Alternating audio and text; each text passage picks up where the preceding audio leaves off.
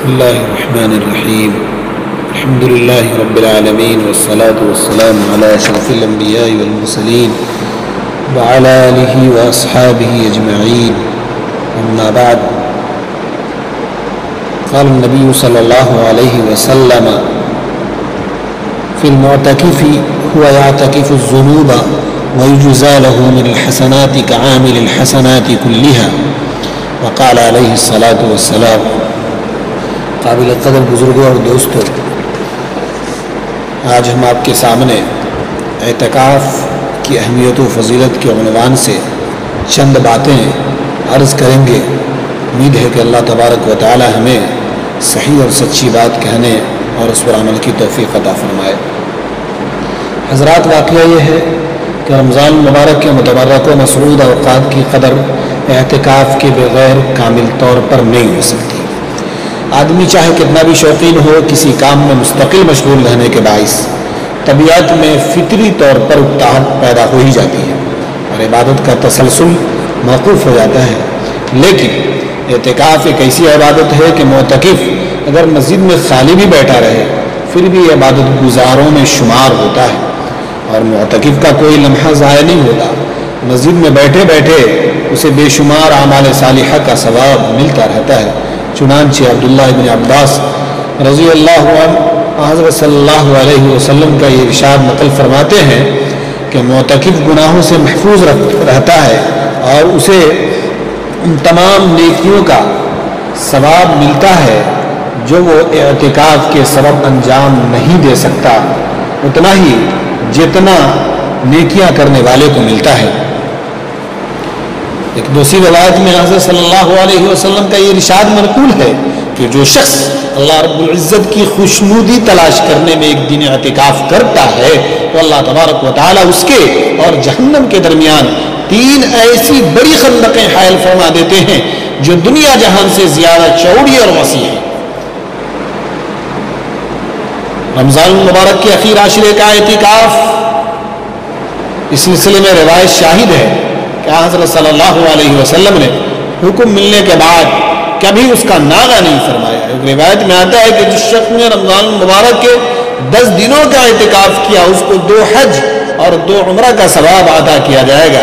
دیکھیے کتنی معمولی قربانی پر اللہ تبارک و تعالیٰ کی طرف سے کس قدر عظیم نعمتوں کا وعدہ کیا جا رہا ہے۔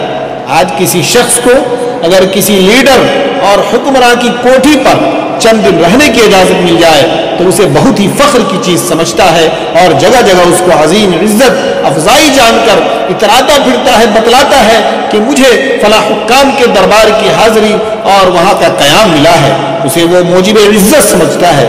تو کیا مالک الملک شہنشاہ دو عالم کے دربار پر جا کے پڑے رہنا باعث عزت اور قابل فخر نہیں؟ پھر یہ دیکھیں کہ اس چند روزہ ماحول میں رہ کر ہماری طبیعت میں کتنی بشاشت اور روحانیت پیدا ہو جاتی ہے، کس طرح ایمان کی زیادتی محسوس طور پر معلوم ہوتی ہے۔ حقیقت یہ ہے کہ اعتکاف سے ماہ مبارک کا لطف دوبالا ہو جاتا ہے اور اس کے ذریعے شب قدر جو اتنی عظیم رات ہے، جو 1000 راتوں سے افضل، جس کے تعلق سے قرآن مجید کی آیتیں شاہد ہے، لیلۃ القدر خیر من 1000 شہر جیسی عبادت کی سعادت یقینی طور پر حاصل ہو جاتی ہے۔ اب رہی بات کہ اعتکاف کی قسمیں الگ الگ ہیں۔ ایک ہے مسنون اعتکاف، ایک ہے اعتکاف واجب۔ واجب اعتکاف کیا ہے وہ آپ اچھی طرح جانتے ہیں کہ ایک آدمی اگر کسی کام کے ہونے پر منتیں مانتا ہے کہ اگر یہ کام میرا ہو جاتا ہے تو میں فلاں اعتکاف کروں گا تو یہ اعتکاف واجب ہو جاتا ہے۔ یا اسی طرح وہ مسنون اعتکاف کی نیت کر کے شروع کر دیا تو شروع کرنے کے بعد وہ اعتکاف واجب ہو جاتا ہے، اسے اس کا پورا کرنا ضروری ہوتا ہے۔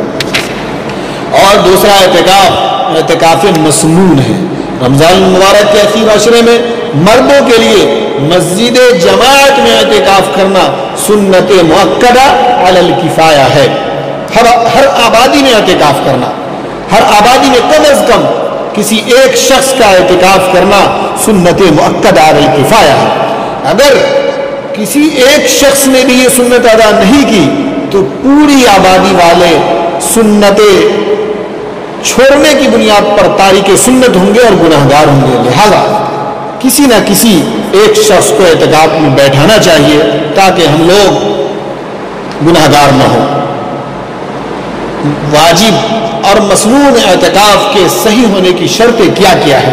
تو آئیے ہم آپ کو بتاتے ہیں کہ پہلی شرط یہ ہے کہ مسلمان ہو، کافر کا اعتکاف معتبر نہیں۔ اسی طرح عاقل و بالغ ہونا بھی ضروری ہے، پاگل اور بچے کا اعتکاف معتبر نہیں ہے۔ اسی طرح نیت کا ہونا ضروری ہے، بغیر نیت کے مسجد میں ٹھہرا رہنے سے اعتکاف نہیں کہلائے۔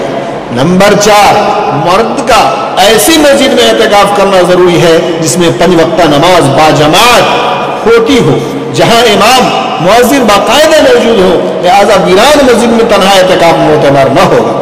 اسی طرح معتکف کا روزہ دار ہونا بھی ضروری ہے، بغیر روزہ کے واجب اور مسنون اعتکاف معتبر نہ سمجھا جائے گا۔ اسی طرح معتکف کا جنابت اور حیض و نفاس سے پاک ہونا، لہذا حدث اکبر کے ساتھ مسجد میں اعتکاف کرنا ہرگز درست نہ ہوگا۔ اب رہی بات کہ ایک آدمی اعتکاف کی نیت سے مسجد میں ٹھہر گیا تو کن عذر کی بنیاد پر مسجد سے وہ باہر نکل سکتا ہے؟ وہ چند اعذار ہیں آپ کے سامنے پیش خدمت ہے۔ نمبر 1، طبعی ضرورت، مثلا بول و براز وغیرہ کے لیے مسجد سے باہر نکل سکتا ہے۔ اسی طرح دوسرا، شرعی ضرورت، مثلا اس کی مسجد میں جمعہ نہ ہوتا ہو تو دوسری مسجد میں جمعہ کی ادائیگی کے لیے جانے کی اجازت ہے۔ اسی طرح اضطراری ضرورت، مثلا مسجد منہدم ہو جانا یا کسی ظالم کا معتکف کو مسجد سے زبردستی نکال دینا وغیرہ، استحساناً اس پر کی بھی اجازت ہے۔ اسی طرح بشری ضرورت، طبعی ضرورت، پیشاب، پیخانہ، ازالہ نجاست، غسل جنابت اور واجب وضو کے لیے اعتکاف کی حالت میں مسجد سے باہر جانا درست ہے۔ اب رہی بات کہ ایک مسئلہ سامنے یہ آتا ہے کہ ایک آدمی اعتکاف کی حالت میں ہے اور کھانے پینا بھی ایک بشری طبعی ضرورت میں شامل ہے اور اس کے گھر سے کھانا پینا کوئی لا نہیں سکتا، تو کیا وہ معتکف مسجد سے یا باہر گھر یا کسی اور جگہ کھانے وغیرہ کے لیے جا سکتا ہے؟ اس کو اجازت ہے کہ نہیں ہے؟ اس سلسلے میں یہ بات یاد رکھنی چاہیے کہ اس کو اس کی اجازت ہے، وہ جا سکتا ہے۔ اسی طرح پیخانہ پیشاب کے لیے بھی وہ مسجد کے باہر جانے کی اس کو اجازت ہے۔ مسجد میں بیٹھ کر انسانوں کو اللہ کی عبادت کرنی چاہیے، دنیاوی باتوں سے گریز کرنا چاہیے، موبائل فون وغیرہ پہ بات کرنے سے حتی الامکان بچنا چاہیے، اگر ضروری بات ہو تو کرنے کی گنجائش ہے۔